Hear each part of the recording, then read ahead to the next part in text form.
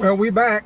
The camera cut off because we are running low on space in the camera.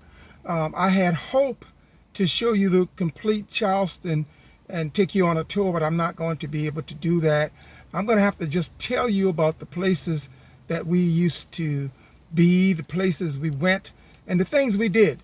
I stopped off and I was talking about the fact that Arthur Ellison, he was a major point in my life for changing. Arthur had many drummers. I was one of them. Arthur Ellison had two drummers when I met him. Anthony's brother, James Baxter, called him the Duke of Earl. And he had Miss L.S. Well, Miss L.S. dropped out, and Art had Anthony Baxter was one of the drummers. Anthony Baxter, brother, the Duke of Earl, taught me to play the drums. Oh, my life took off then, man. You know what I mean? Yeah, traveling. Art played at all of the high schools throughout the Low Country. And on Saturday, he had the jump time on Channel 5. It was like a show, something like Soul Train. That show was an early show. I think it started back in the early 60s. Anyway, as we move along, I want to try to mention a lot of these people, as many as I can, you know, to give them recognition and recognize them. We had drummers like Ricky the Big Kick. He played for Bob Nichols.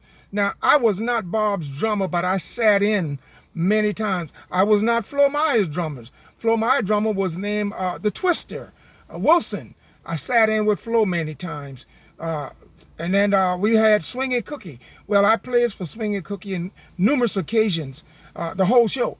And I played for Honest John. As I said, after the Duke of Earl, Anthony's brother taught me to play those drums. Man, I just got to meeting all the DJs, and every DJ that came through WPL, just about every one of them I played for them. I played with the Mad Lad.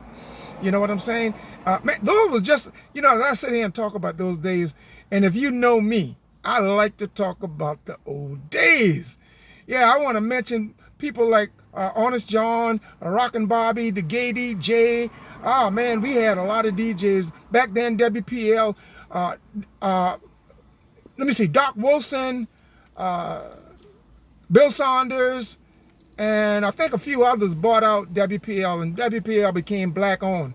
And they had a show on WPL called Open Forum on Saturday, and everybody just about in Charleston would be on the show, you know, on the call in to talk, because that's where we got our information. That was the information highway. As you know, we don't control the information highway today. And as I told you in the beginning of the video, downtown at one point was black. I'm whispering, was mostly black. Well, I can talk loud. James Brown says, "Say loud, I'm black and I'm proud." That's right. Well, you know, one time, downtown was basically mostly black. But now, as I took you through downtown at the beginning of the thing, right now, it's been taken over. And, you know, they has gotten rid of our people. And that's why we need to start having more effective communication with priority for a plan to move forward to a better reality. And as I move on, we had places, man, we had a lot of black business. We had down at the foot of the bridge, we had the bowling no, it was the Hotel James. We had Esau Jenkins, where we'd go get that bowl of beans. And then as you come on down, we had what we had. Oh, man, we had the bowling alley on Meeting Street. We had Brooks Motel. I forgot what street Brooks Motel was on. Brooks Motel, they had Brooks Motel, they had Brooks Restaurant, Brooks Pool Room, Brooks Grocery Store. Oh, man, we had a lot of black businesses. We had black dry cleaners. Oh, man, we were just doing it. We had a lot of, okay, on St. Philip Street, there was Pete's Grill. You know, and we come back into Charleston late in the morning, not night, late in the morning, after, if I was playing with Art or Bob Nichols, traveling with Honest John or either one of them, I'd have them drop me off at Pete's Grill so I can get me a bowl of beans and sit down there. I was only about 14 or 15 years old, something like that. And I would like to look at those ladies. I was mannish. I tell you, I was a bad boy coming up. And then I'd go home, you know, Mom, hey, I'm not worrying about getting a beating now because she knew where I was. I remember one of my mother's friends said, "Wilhelmina, how could you let that boy go out there and be out there all night And then he got to go to school at 7 o'clock in the morning.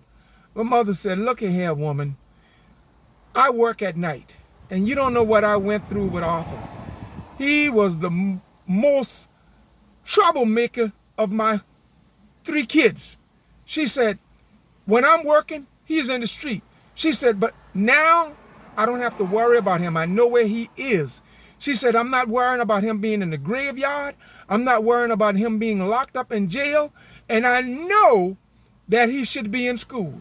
But I prefer having him alive over having him educated in a casket. And that lady had no more to say to my mother. And another lady said to my mother, although that boy ain't got no education, she said, but I can tell you right now, if that boy had an education, he would be hard to deal with. He's very low tolerant, short-tempered, and she said, he's quick on his thinking. Well, I don't want to brag, and I don't want to impress you. I'm just trying to impress upon you that our youth today, they need to start thinking. Let me tell you about, I don't know if I told you about the Mad Lad. I used to play for the Mad Lad. And, no, not the Mad Lad. It was Daddy O'Lock. And we were coming from Club Manhattan one night. And it was about 4 o'clock in the morning. And they called me Fingertips back then. That was my stage name. He said, Fingers. And, you know, Honest John was the highest paying DJ. He paid anywhere from $10 to $15. I'm not going to tell you what the rest of them pay. I'm not going to do that. But I'll just tell you that this particular DJ, Daddy O'Lock, he paid $5. But that was a lot of money back then. He said to me, he said, Fingertips, I'm going to pay you tonight. He said, and if you can take this money, give your mother something, take out something for lunch, and put the rest of it in the bank. He said, when you reach manhood, you would have something that you can go into and start you a life. He said, it's not a lot, but by the time you are 21 years old, you can do something. And I'm only saying that so that these youth can look and think. And see, because the moral of our show, the new show we have, Win Cash with AC, for a question, is to provoke you to think. And if we can provoke our young kids and some of our adults to think, they could be like the book, Think and Grow Rich. You could change your life.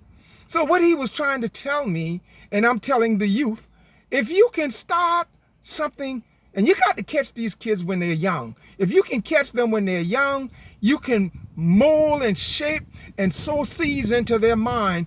And the Bible says, train a child in where they should go, and when they're old, they won't depart from it. And David said, when I was a child, I spoke as a child. But now I'm a man, and I put away childish thought. Hey, I'm going to stop right there. And like I hope I covered everything. I'm not going to be able to take you on that tour. Don't forget King Street. I used to work for Mr. Leon Raven on King Street. And I used to work for People Clothing Store. But when I was working for Raven, because of the seeds that were planted in my mind at an early age, you know, I had a dry cleaner. My mama's dry cleaner, many of you might remember that, on Dorchester Road, across the street from Head Service Station. And I started going to New York to buy clothes. So I turned it into a clothing store and a dry cleaner. And if you left your clothes in the dry cleaners over 30 days, I would post up a sign. Anything left in the store after 30 days will be sold.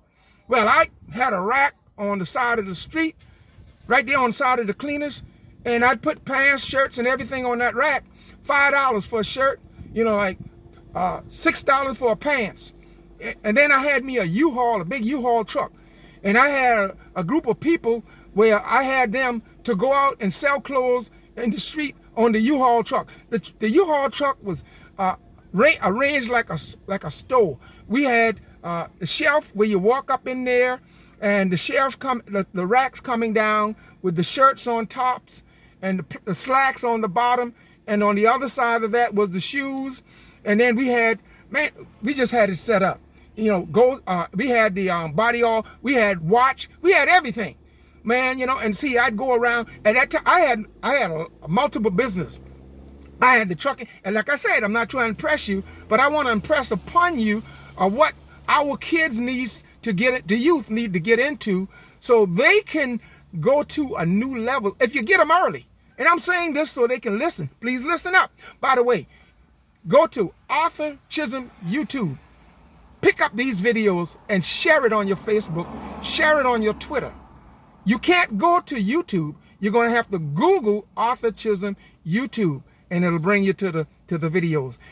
You'll see a lot of videos with a lot of people giving some powerful information. And like I said, I had multiple businesses. I had trucking business, had the dry cleaner. I went around and I hustled up jobs wherein if a house needed to be washed, I'd pressure wash it. And then I'll tell the people, look, if you need that house paint, I have a painting company. And if you need carpenter work, we do that too. Well, I did this. I played the whole football field. You understand what I'm saying? I played the whole football field. I just want to move on right fast because I want to get in as much as I can. And basically, I'm telling you this for the youth. I think I'm going to quit right there. I don't want the video to be too long. I think I covered, we had a lot of more black business. I just can't think of them at the time. And a lot of, Mosquito Beach, Riverside Beach. Y'all remember that? Those are the other places we used to go. Blue Steens, Jesse Dingle was the spokesperson. J.L. Goldberg, well, that was not our store, and we didn't have a black spokesperson. That was J.L. Goldberg. Sonny Goldberg, and then we had what's the other? Dixie Furniture Company. I ain't going on, but I'm gonna cut it right here. Listen, AC Fun Time Superstar, previous television show. Now we got a brand new show called Win Cash with AC for a question. We'll see you on the other side. Be blessed and be safe.